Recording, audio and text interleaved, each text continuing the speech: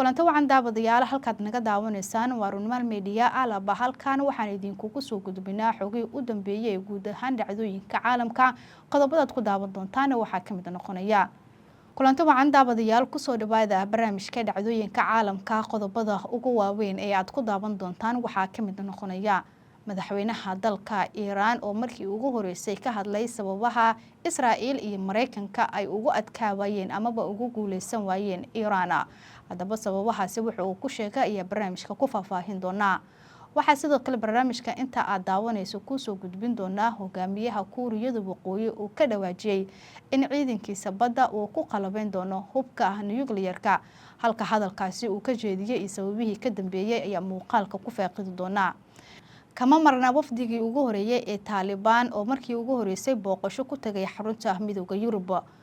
qodobadaasi wixii kale nagu soo kordho ayaa barnaamijka inta daawanayso ku soo gudbin doona marka hore aynu ku bilaabno madaxweynaha dalka Iran ayaa markii ugu horeysay waxa uu faahfaahin uu ka bixiyay dagaalkii ka dhacay bariga dhexe ee u dhaxeeyay Iran Mareykanka iyo sidoo kale Israa'iil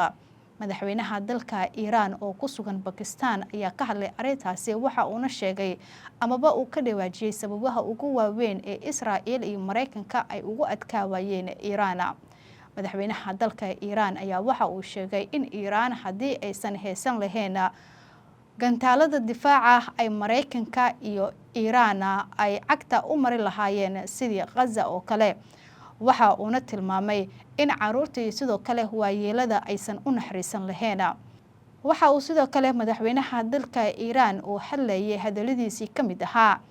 hadii aanan awood u lahayn inaan isdifaacno waxay dalkeena u geysan lahaayeen dhaawac weyn awoodeena waa ay burburin lahaayeen waxa uu sidoo kale uu sheegay in hubkooda iyo awoodooda aysan cidnaba aysan kala hadli doonin isagoo xusay inay ku ilaalin doonaan midnimadooda iyo difaaca dalkooda shalay ayay ahayd markii madaxweynaha dalka Iran uu gaaray dalka Pakistan iyadoona halkaasi loogu soo dhaweeyay maqaam sare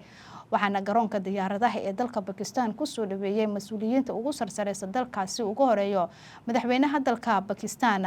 markii uu galay hawada Islamabad waxa galbiyay 6 diyaaradood oo dagaalka Pakistan ay leedahay waxaana lagu maamuusay salaan sharafta iyadoona 22 madfac loo riday markana hadii aan hadno hogaamiyaha Kuuriyada Waqooyi ayaa ka dhawaajiyay in ciidankiisa badda uu ku qalabeyn doono hubka nuclear-ka hogaamiyaha Kuuriyada Waqooyi Kim Jong Un oo khudbad dheer jeedinaya ayaa waxa hadaladiisii kamid ahaa in ciidankiisa badda uu si aad ah u qalabeyn doono isla markaana uu ku qalabeynayo hubka nuclear-ka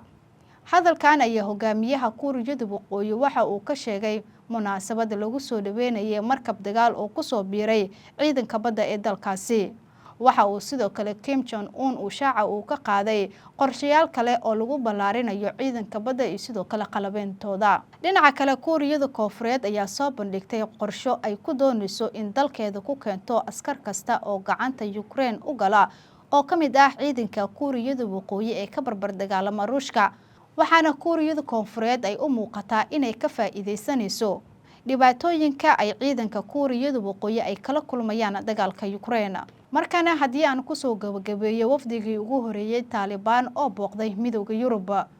wafdi ka socda maamulka Taliban ee ka taliya dalka Afghanistan ayaa booqasho hal maalin ah ku tagay magaalada Brussels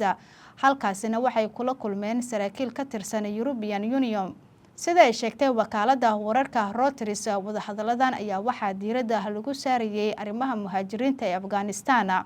wararku ayaa waxay tilmaamayaan in Taliban ay doonayso in dalalka Yurub ay safaaradahooda dib ugu furtaan isla markaana ay bilaabaan xiriir iskaashi oo wada shaqeyn rasmi ah dawladda Belgium ayaa la sheegay in wafdiga ay siisay fiiso gaar ah oo 24 saacadood ah si ay uga qayb galaan kulamada ka dhacay Brussels tanina waxay noqonaysaa wafdigii ugu horeeyay ee Taliban ee si rasmi ah u booqda Yurub tan iyo markii ay dib ula wareegeen talada Afghanistan bishii Agoosto sanadka 2021 guud ahaan daawadayaal barnaamijka dhacdooyinka caalamka aad ka daawanayseen telefishinka Himilo halkaas ayaan kusoo gabagabeyneynaa qodobada aan idiin soo gudbinay waxay kusoo kordhana barnaamijyadeena iyo muuqaaladeena xiga iyo idin guud ahaan daawadayaal barnaamijka dhacdooyinka caalamka aad ka daawanayseen Runmal Media banaginta waxay macluumaad ay kusoo kordho barnaamijyadeena xiga iyo idinkugu soo gudbin doonaa haddii ay tahay markii ugu horeysay ugu soo gaaro muuqaalkeena fadlan subscribe inoo dhigan baleelkana fursad ay ku soo gaaraan muuqaalada kale xiga aragtidaadana waa inoo muhiim inoo reeb qaybta faalada haddii aad subscribe inoo tahayna muuqaalka inoo share garay laakiin inoo saar soo gaar asxaab badan waad ku mahadsantahay daawashadaada